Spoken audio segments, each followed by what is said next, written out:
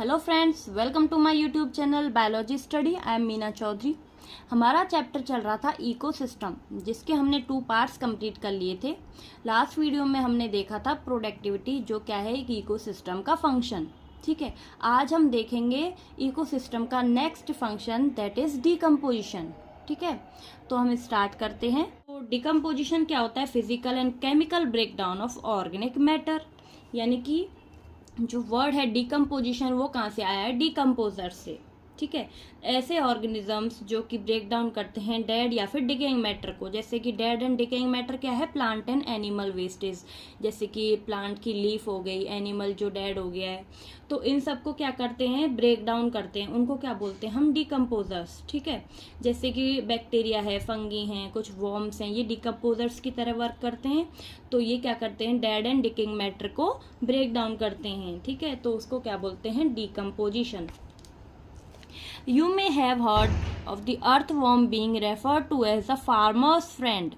तो आप जैसे सुना होगा आपने कि जो अर्थवॉर्म होते हैं, यानी कि जो केंचुए हैं ना, उनको बोला जाता है किसानों का मित्र, यानी कि फार्मर्स फ्रेंड।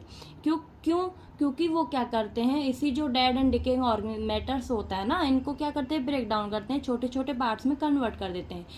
तो ये इससे क्या करेंगे? जो खेती है ना, उसमें क्या होगा? खाद का फॉर्मेशन करेंगे। तो इसीलिए इनको बोला जाता है farmers friend. This is so because they help in the break down of complex organic matter as well as in loosening of soil.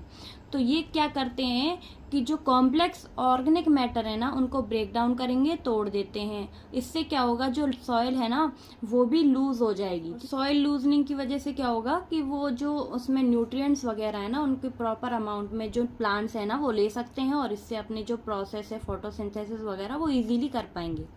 ठीक है, similarly decomposers break down complex organic matter into inorganic substance like carbon dioxide, water and nutrients, and the process is called decomposition. अब जो ये decomposers हैं, ऐसे क्या करते हैं? जो कॉम्प्लेक्स ऑर्गेनिक मैटर है, इसको किस में बदलते हैं? इनऑर्गेनिक सब्सटेंसेस में। इनऑर्गेनिक सब्सटेंस क्या होते हैं? जैसे कार्बन डाइऑक्साइड है, वाटर है, न्यूट्रिएंट्स हैं। ठीक है, इसमें इनको कन्वर्ट कर देते हैं। जो कॉम्प्लेक्स ऑर्गेनिक मैटर होते हैं ना, उनमें क्या होता है? हमेशा जो कार्बन एंड हाइड्रोजन है ना, वो प्रेजेंट रहता है। जैसे कि DNA, RNA, carbohydrate, proteins, lipids, fats. ठीक है, ये सब क्या होते हैं? ऑर्गेनिक मैटर होते हैं। तो इनको किस में कन्वर्ट करते हैं डिकम्पोजर्स? इनऑर्गेनिक मैटर में। जैसे कि जो इनऑर्गेनिक मैटर होता है ना, उसमें कार्बन एंड हाइड्रोजन बॉन्ड कभी नहीं मिलेंगे। ठीक है, जैसे कि ऑक्साइड्स हो गई, अमोनिया है, वाटर है, ठीक है, CO2 है, ये सब क्या है? Inorganic matters. तो इस प्रोसेस को क्या बोलेंगे कि जो ऑर्गेनिक मैटर है, उसको कन्वर्ट कर रहे हैं इनऑर्गेनिक सब्सटेंसेस में, तो इस प्रोसेस को बोलते हैं decomposition. Dead plant remains such as leaves, bark, flowers and dead remains of animals including faecal matter constitute detritus, which is the raw material for the decomposition. तो जो डेट्रिटस है वो क्या है? जैसे डेड प्लांट का जो रिमेन्स रहता है, जैसे कुछ लीव्स हैं, बार्क है, फ्लावर्स हैं, ये सब क्या है? डेट्रिटस हैं। और क्या है? जैसे डेड रिमेन्स ऑफ एनिमल्स के, एनिमल्स जब मर जाते हैं तो उनसे जो उनका बचा हुआ जो पार्ट्स होते हैं ना, उनको बोलते हैं हम डेड रिमेन्स। ठीक है, और क्या होते हैं? जो फीकल मैटर, यानी कि जो वेस्ट प्रोडक्ट होते हैं ना, वो भी क्या है? होता है डेट्रिटस। तो ये सब क्या है? ये सब मिलके बनाते हैं डेट्रिटस। जैसे डेड प्लांट रिमेन्स हैं, जैसे लीव्स, बार, फ्लावर्स, या फिर डेड रिमेन एनिमल्स हैं, या फिर जो फीकल मैटर है वो, ये सब मिलके क्या बनाएंगे? डेट्रिटस, जो क्या है? एक रॉ मटेरियल है डिकम्पोजिशन के लिए। रॉ मटेरियल तो आपको जानते हो ना, इससे कच्चा पदार्थ या फिर कच्चा सब्सटेंस है। क्योंकि यहीं पे क्या करते हैं? जो डिकम्पोजर्स होते हैं वो अपना एक्ट करते हैं, तो उन्हीं के लिए क्या है? ये डेट्रिटस एक रॉ मटेरियल है। ठीक है, फिर क्या करेंगे? जो decomposers and the important step in the process of decomposition are fragmentation, leaching, catabolism, humifications and mineralization. तो अब जो ये रॉ मटेरियल है, इसको कन्वर्ट करते हैं इनऑर्गेनिक मैटर में। ठीक है, कौन? डिकम्पोजर्स। अब जिससे क्या होता है? ये जो इनऑर्गेनिक मैटर है वो सॉइल में जाता है, और सॉइल में जाने के बाद जो न्यू प्लांट्स हैं ना, वो इसे एब्जॉर्व कर लेते हैं। ये तो क्या है? ओल्ड प्लांट्स है, जो कि डेड रिमेन्स है जिसका। ठीक है, अब इनको क्या किया? जो डिकम्पोजर्स थे, उन्होंने क्या किया? इनको कन्वर्ट कर दिया किस में? इनऑर्गेनिक मैटर में। ठीक है, जिससे क्या होगा, जो इनऑर्गेनिक मैटर है ये सॉइल में चला जाएगा और जो न्यू प्लांट्स हैं वो इसको फिर से एब्जॉर्व कर लेंगे और आगे की जो प्रोसेस हैं वो ऐसे ही फिर चलती रहेंगी। ठीक है, अब जो इम्पोर्टेंट स्टेप्स हैं आते हैं इनके अंदर, वो कौन कौन से हैं डिकम्पोजिशन के अंदर, जैसे फ्रेगमेंटेशन है, leaching, catabolism, humification and mineralisation. ये हम लाइन बाय लाइन आगे देखते हैं। ठीक है, detritivores example earthworms break down detritus into smaller particles. तो डेट्रीवोर्स क्या होते हैं, जैसे कि अर्थवॉर्म।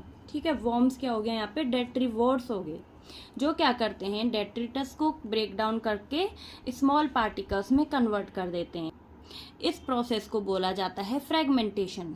ठीक है, यानी कि जो अर्थवॉर्म है वो ब्रेक डाउन कर रहे हैं डेट्रिटस को स्मॉल पार्टिकल्स में। डेट्रिटस क्या थे, ये रॉ मटेरियल्स जो कि dead remain of plants, animals and faecal matter. ये क्या है, डेट्रिटस। इसको किस में कन्वर्ट कर दिया, स्मॉल पार्टिकल्स में। किसने, डेट्रीवोर्स में। इस प्रोसेस को क्या बोलेंगे, फ्रेगमेंटेशन।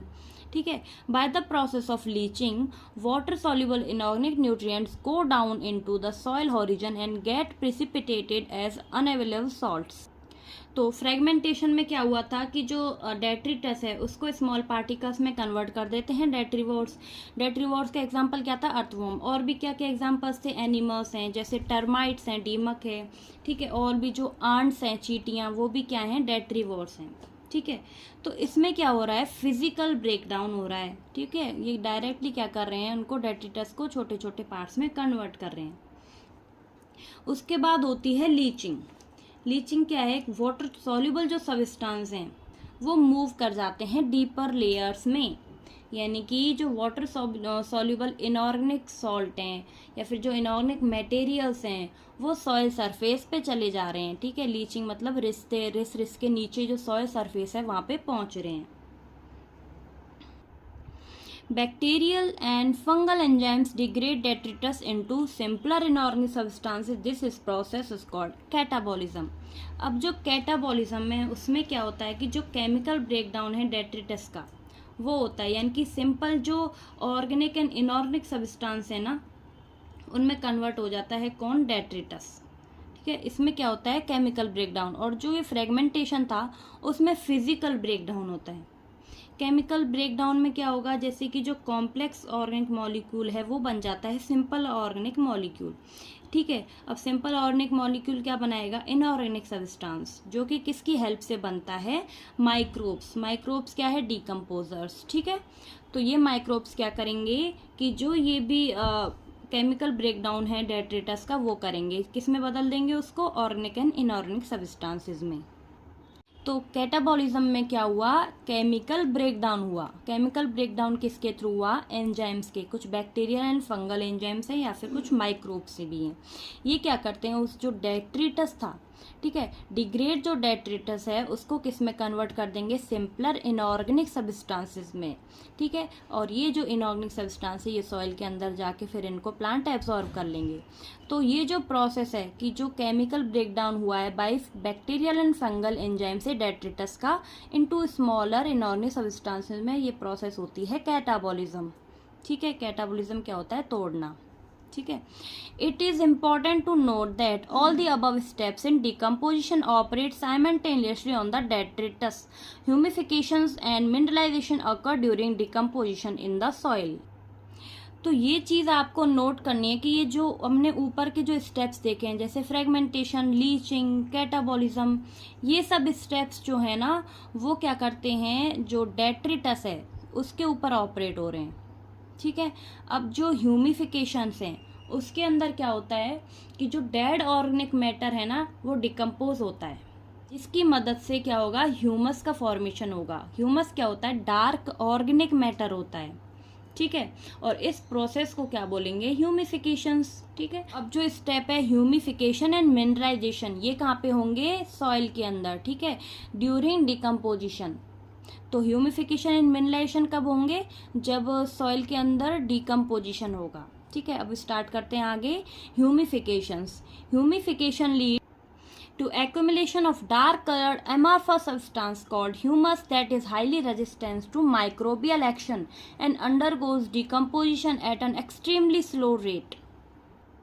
तो ह्यूमिफिकेशंस क्या होता है कि जो डार्क ऑर्गेनिक मैटर है वो क्या हो जाता है, डिकम्पोज हो जाता है, ठीक है, जिसकी मदद से क्या होगा, जो ह्यूमस है, ह्यूमस क्या है, एक डार्क कलर्ड अमorphous सब्सटेंस है, उसका फॉर्मेशन होगा। इस प्रोसेस को बोलेंगे फिर ह्यूमिफिकेशंस, ठीक है। तो जो डार्क अमorphous जो सब्सटेंस है जो कि बना है plant and animal matter decay से, तब ये जो एनिमल मैटर डिके से जो डार्क ऑर्गेनिक फॉर्मेशन है वो होता है सॉइल के अंदर, ठीक है। तो अब जो ये ह्यूमस है ये क्या होती है, हाईली रेजिस्टेंट होती है माइक्रोबियल एक्शंस के, ठीक है, क्योंकि ये क्या करती है, यहाँ पे जो माइक्रोब्स हैं उनका एक्शन कैसा होता है, रेजिस्टेंट, इनकी इस पे जो माइक्रोबियल एक्शन है वो काम नहीं कर पाता है। And being colloidal in nature it serves as reservoir of nutrients, और इसका जो नेचर है वो कैसा होता है, कोलॉइडल, कोलॉइडल मतलब पार्टिकल्स की तरह, ठीक है। तो इससे क्या होता है, ये जो न्यूट्रिएंट्स है ना उनको पकड़े रखती है, ठीक है, इससे ये न्यूट्रिएंट्स का रिजर्वोयर होता है। The humus is further degrade by some microbes and release of inorganic nutrients occur by the process known as mineralisation, ठीक है। तो ये क्या करती है, न्यूट्रिएंट्स को पकड़ के रखती है एंड वाटर का भी क्या कर लेती है, एब्जॉर्प्शन कर लेती है। अब जो ह्यूमस है, ह्यूमस से क्या होगा, इनऑर्गेनिक मैटर रिलीज होके सॉइल में आ जाएंगे, ठीक है। ह्यूमस से अब क्या होगा, जो इनऑर्गेनिक न्यूट्रिएंट्स हैं वो रिलीज होके सॉइल में आ जाएंगे। इस प्रोसेस को बोलेंगे मिनरलाइजेशन, ठीक है। यानी कि ह्यूमस से क्या बना, अब इनऑर्गेनिक सब्सटेंस बने जो कि सॉइल के अंदर चले जाते हैं, और प्रोसेस क्या होती है, मिनरलाइजेशन, ठीक है। तो आसपास की जो एनवायरनमेंट है ना उस पे ये सब डिपेंड करता है, ठीक है। Decomposition is largely N oxygen required process. तो ये जो डिकम्पोजिशन है इसको क्या है, ऑक्सीजन की जो डिमांड है, ऑक्सीजन की जो रिक्वायरमेंट है वो ज़्यादा चाहिए होती है, तो ये क्या है, ऑक्सीजन रिक्वायरिंग प्रोसेस है। And the rate of decomposition is controlled by chemical composition of detritus and climatic condition.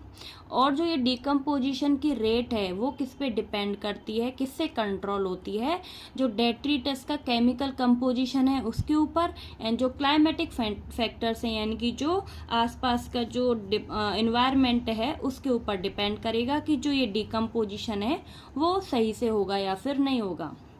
In a particular climate condition, decomposition rate is slower if detritus is rich in lignin and chitin, and quicker if detritus is rich in nitrogen and water soluble substance like sugar. तो अगर detritus में lignin and chitin ज़्यादा होगा ना तो वो बहुत धीरे धीरे डिग्रेड होगा, ठीक है। अगर क्विकर यानी कि जल्दी जल्दी हमें जो डेट्रिटस है उसका डिग्रेडेशन करना है तो उसमें क्या होता है, जो nitrogen and water soluble substance है ना वो अगर ज़्यादा है तो वो उसमें क्या होगा, वो इजीली ब्रेक डाउन होगा, ठीक है। तो इससे डिपेंड करता है कि तो जो डिकम्पोजिशन है उसमें अगर लिग्निन काइटिन ज़्यादा है ह्यूमस के अंदर, ठीक है, डेट्रिटस के अंदर, तो क्या होगा, वो बहुत धीरे धीरे डिग्रेड होगा, धीरे धीरे टूटेगा। लेकिन अगर उसके अंदर nitrogen and water soluble substance जैसे शुगर ज़्यादा हैं तो क्या होगा, वो डेट्रिटस जो है वो बहुत जल्दी जल्दी ब्रेक डाउन होगा, ठीक है। Temperature and soil moisture are the most important climatic factors that regulate decomposition through their effect on activities of soil microbes. तो अब क्या होता है, तो जो डिकम्पोजिशन है उसमें अगर क्या होगा, टेम्परेचर एंड जो सॉइल मॉइस्चर है वो मेंटेन रहेगा, कुछ जो क्लाइमेटिक फैक्टर्स हैं वो मेंटेन रहेंगे, तो ये क्या होगा, एक जो डिकम्पोजिशन है वो इजीली हो पाएगा। जैसे जो टेम्परेचर है ना वो अगर मोर देन 10 डिग्री सेल्सियस है, नहीं सॉरी, अगर लेस देन 10 डिग्री सेल्सियस है तो वो जो रेट है डिकम्पोजिशन की वो डिक्रीज हो जाएगी, ठीक है। अगर क्या होगा, जो टेम्परेचर है वो क्या है, मोर देन 25 डिग्री सेल्सियस है तो क्या होगा, जो रेट ऑफ डिकम्पोजिशन है वो इंक्रीज हो जाएगी, ठीक है। तो ये क्या करता है, टेम्परेचर पे डिपेंड करता है कि जो डिकम्पोजिशन की रेट है वो स्लो होगी या फिर फास्ट होगी। एंड सॉइल मॉइस्चर में क्या मतलब है कि जो अगर जो मॉइस्चर है वो ज़्यादा है तो जो डिकम्पोजिशन रेट है वो भी ज़्यादा होगी, रेट इंक्रीज होगी। अगर वहाँ पे मॉइस्चर कम है यानी कि वो ड्राई सॉइल है तो जो रेट है वो क्या हो जाएगी, डिकम्पोजिशन की डिक्रीज हो जाएगी, कम हो जाएगी, ठीक है। Warm and moist environment favor decomposition, whereas low temperature and anaerobiosis inhibit decomposition, resulting in build-up of organic materials. तो अगर जो टेम्परेचर अगर वार्म है और इन्वायरमेंट मॉइस्ट है तो ये क्या करेंगे, डिकम्पोजिशन को फेवर करते हैं, ठीक है। डिकम्पोजिशन जो है रेट इंक्रीज हो जाएगी। अगर लो टेम्परेचर है और अनएरोबियसिस है, मतलब कि टेम्परेचर कम है और जो ऑक्सीजन है वहाँ पे ऑक्सीजन क्या है, कम है, तो जो रेट है डिकम्पोजिशन की वो डिक्रीज हो जाएगी, कम हो जाएगी, ठीक है। क्योंकि O2 की रिक्वायरमेंट क्या है, यहाँ पे O2 कम है, तो जिसकी वजह से रेट ऑफ डिकम्पोजिशन भी कम होगी, ठीक है। तो अगर क्या होगा, जो डिकम्पोजिशन है वो क्या होगी, फिर इनहिबिट हो जाएगी, जिससे क्या होगा, जो ऑर्गेनिक मैटर है इसका बिल्डअप हो जाएगा, ठीक है। ऑर्गेनिक मैटर क्या होगा, बिल्डअप होता रहेगा, बढ़ता रहेगा, वो इनऑर्गेनिक जो मैटर है उसमें नहीं टूटेगा। तो जब ऑर्गेनिक मैटर टूटेगा ही नहीं, ब्रेक डाउन ही नहीं हो पाएगा, तो वो क्या हो जाएगा, बिल्डअप होता रहेगा, बढ़ता रहेगा, ठीक है। तो एक बार हम देख लेते हैं दोबारा से, जो ह्यूमस है उसकी क्या क्या प्रॉपर्टीज़ हैं। ये क्या होती है, पार्शियली डिकम्पोज्ड होती है। इसमें क्या होता है, डार्क कलर जो प्रेजेंट होता है, जिसको हम लोग टैनिन्स बोलते हैं। ये कैसी होती है, एसिडिक होती है, ठीक है। जो ह्यूमस होती है ना वो थोड़ी एसिडिक होती है। और कैसी होती है, कोलॉइडल नेचर की होती है, अमरफस होती है। इसमें जो लिग्निन एंड सेलुलोज हैं वो भी रिच अमाउंट में होते हैं, ज़्यादा अमाउंट में होते हैं। ये क्या है, रिजर्वॉयर है न्यूट्रिएंट्स का, क्योंकि ये क्या करती है, न्यूट्रिएंट्स को रिजर्व कर लेती है, ठीक है, रिजर्वॉयर ऑफ न्यूट्रिएंट्स। अब हमने देखे आगे जो फैक्टर्स हैं जो अफेक्ट कर रहे हैं डिकम्पोजिशन को, यानी कि फैक्टर्स अफेक्टिंग द डिकम्पोजिशन। कौन कौन से फैक्टर्स थे, जैसे कि है डेट्रिटस। अगर डेट्रिटस में क्या होता है, लिग्निन एंड कैटिन ज़्यादा होंगी तो रेट ऑफ डिकम्पोजिशन है वो कम हो जाएगी, ठीक है। अगर जो nitrogen and water soluble substance ज़्यादा होंगे तो जो न्यूक्लिक एसिड, जैसे एग्जांपल है nitrogen and water soluble substance का क्या है, न्यूक्लिक एसिड, अगर वो ज़्यादा है तो ये क्या होगा, फास्टर रेट से डिकम्पोजिशन होगा। सेकंड क्या देखा हमने, टेम्परेचर, ठीक है। टेम्परेचर में क्या है, अगर लेस देन 10 डिग्री सेल्सियस है तो रेट ऑफ डिकम्पोजिशन डिक्रीज हो जाएगी। अगर मोर देन 25 डिग्री सेल्सियस है तो रेट ऑफ डिकम्पोजिशन इंक्रीज हो जाएगी। थर्ड फैक्टर क्या है, मॉइस्चर का, ठीक है। अगर मॉइस्चर, सॉइल मॉइस्चर ज़्यादा है तो रेट ऑफ डिकम्पोजिशन भी ज़्यादा होगी। अगर सॉइल मॉइस्चर कम है यानी कि सॉइल ड्राई है तो रेट ऑफ डिकम्पोजिशन भी डिक्रीज हो जाएगी। फिर क्या होगा लास्ट में, एरिएशन। अगर एरोबिक है यानी कि जो O2 रिक्वायरमेंट है वो अच्छी है, O2 ज़्यादा अमाउंट में प्रेजेंट है तो रेट ऑफ डिकम्पोजिशन भी इंक्रीज हो जाएगी। लेकिन अनएरोबिक है यानी कि वहाँ पे O2 कम है तो फिर क्या होगा, रेट ऑफ डिकम्पोजिशन भी कम हो जाएगी, ठीक है। तो ये क्या है, फैक्टर्स हैं जो कि डिकम्पोजिशन को क्या करते हैं, अफेक्ट करते हैं। तो यहाँ पे हमने प्रोडक्टिविटी एंड डिकम्पोजिशन कंप्लीट कर लिया। अब हम देख लेते हैं 14.1 फिगर। तो ये फिगर जो 14.1 है वो क्या शो करता है, diagrammatic representation of decomposition cycle in terrestrial ecosystem. ये जो साइकिल है वो कहाँ पे फॉलो हो रही है, टेरेस्ट्रियल इकोसिस्टम में, यानी कि लैंड पर, ठीक है। इसमें क्या है, ये ट्री है जो कि सॉइल के ऊपर ग्रो कर रहा है।